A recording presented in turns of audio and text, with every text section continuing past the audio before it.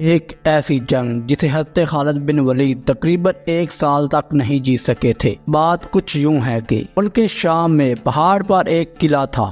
1 سال تک حضرت خالد بن ولید اور باقی صحابہ کرام اس قلعے کا محاصرہ کر کے پڑے رہے، لیکن فتح نصیب نہ ہوئی۔ تو حضرت خالد بن ولید نے اعلان کیا کہ تمام لشکر اس نیت سے روزے رکھو کہ اللہ تعالی ہمیں فتح نصیب کرے۔ جب پہلے دن روزہ رکھا گیا تو حضرت خالد بن ولید افطاری کے لیے اپنے خیمے میں گئے، لیکن دیکھا تو افطاری نہیں تھی۔ سوچا کہ میرا غلام شاید بیمار ہوگا، اس وجہ سے افطاری نہیں، لیکن بعد دستور دوسرے دن بھی ایسا ہی ہوا۔ تیسرے دن جب وہ افطاری کے لیے اپنے خیمے میں تشریف لائے تو افطاری نہ ملی، اور اپنے غلام کو بلایا اور پوچھا مجھے 3 دن سے مسلسل افطاری نہیں مل رہی۔ غلام نے جواب دیا کہ میں تو روزانہ افطاری رکھتا ہوں۔